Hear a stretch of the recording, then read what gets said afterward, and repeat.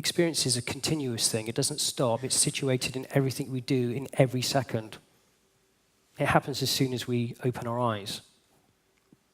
It's not discrete. So one of the ways that we help organizations to think ecologically is to focus on the user journey. Now, the thing about user journeys is they're not these kind of seamless, smooth things that happen like that. They're not like an arc. They're like a murmuration. They have moments where motivation and attention will fluctuate. And when designed well, that is exactly what they're meant to do. And journeys are fragmented, because within journeys, what we're looking for is the absolute key moments of interaction, the bits that nudge people further along, the bits that say to them, this is what I expected, I'm familiar with this, I'm going to proceed. The alternative is, if there's key moments of interaction don't feel right, if there's friction, then typically what you have is kind of what I would call motivated abandonment. They don't abandon because they want to. They're forced to because their motivation has reached rock bottom. Designing a UX strategy for a multi-brand reality is significantly different from designing a UX strategy for a single brand reality. You have to think differently. The way that you design an approach to achieve what they want to achieve commercially is very different. Some of the things you have to do will be very, very different. They have to be. Virgin is very different from Zego. Fundamentally, culture, language, team size, thinking, expertise, etc., etc., etc. We can't treat everything the same. We have to appreciate everything uniquely.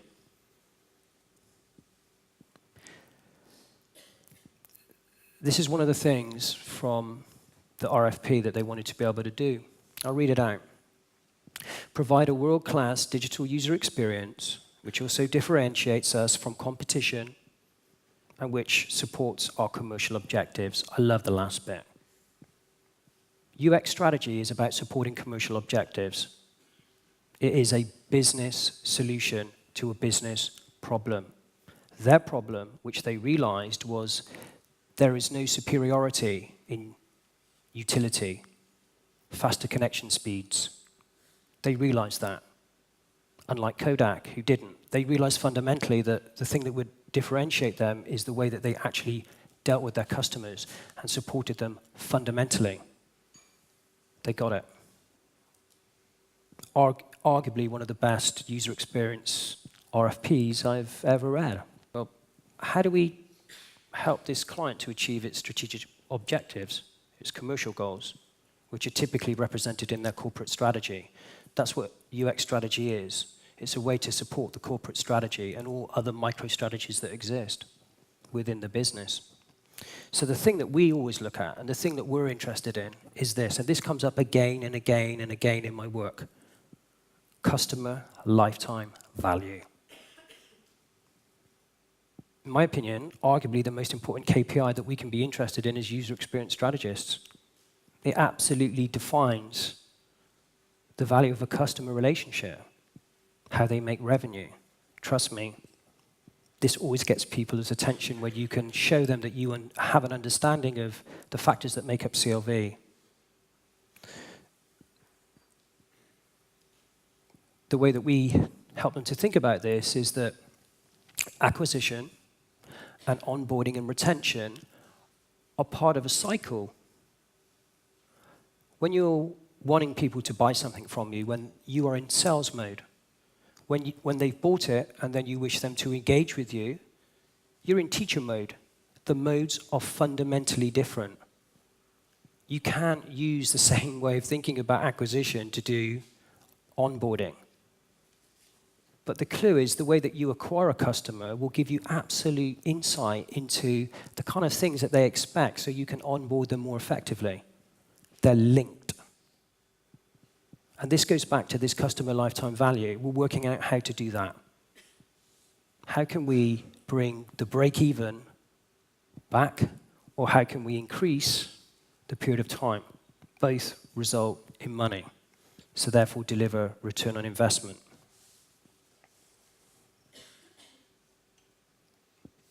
But how do you move from theory and models to design? So one of the things that we did was we come up with this type of approach. You have 4 streams. This is pretty important. If you want to understand how to embed UX within an organization, especially a multi-brand organization that's pretty large, you need to separate things out. You can't treat everything the same.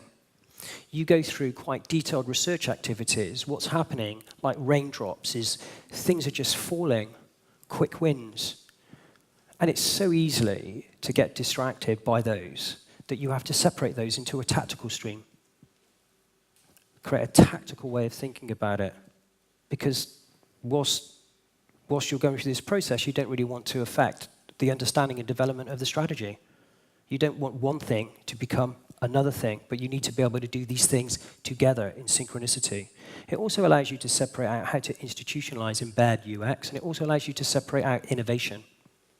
So all of a sudden, you can have a very smart way of thinking about how to do what they want to do, help them operationalize it, implementate, help them do things that they haven't thought about before, innovate, and ultimately improve, mature their understanding of user experience.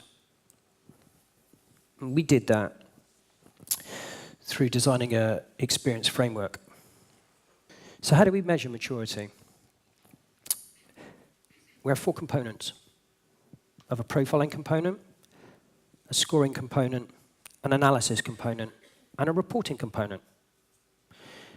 In the profiling component, what we want to be able to do is use a replicatable set of heuristics that allow us to measure the ecology, the digital assets within the client's ecosystem. Most often against their competition as well. Because obviously they need to know where they fall against their competition. Comparison is important. We also have a profiling system for going in and talking to people to find out where they are in terms of user experience. And what we do is we kind of correlate what we call an outside-in and an inside-out view.